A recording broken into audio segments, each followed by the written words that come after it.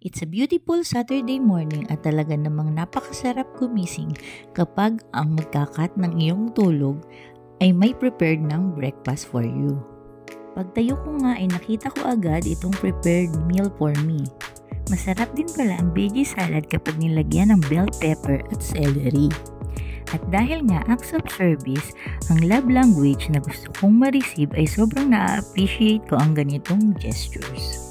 Importante nga na malaman nyo ang love languages na gustong ma-receive ng inyong kapamilya para mas may paramdam nyo ang inyong pagmamahal sa kanila.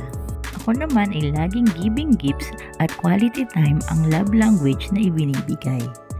Pero this time ay ako ang makakatanggap ng gift at quality time dahil ang date na ito ay sponsored ng aking anak. Niyaya niya nga akong lumabas at sagot niya ang expenses para dito. Bilang isang nanay ay sobrang nakaka-proud na ang iyong anak ay kumikita na kahit estudyante pa lamang. 4th year college student na nga siya ngayon at just recently ay nag-open na siya ng kanyang shop sa TikTok. Love Heart nga ang pangalan ng kanyang shop and for as low as 13 pesos ay makakabili na kayo ng pang-gift at ng souvenirs sa kahit anong okasyon.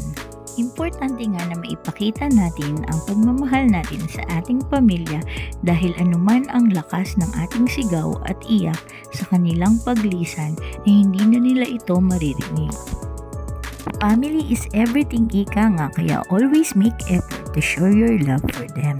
Sa bawat vlog nga na aking ginagawa ay sana'y napupulot nyo ang aral na aking sinishare. That would be all for today. Thank you for watching!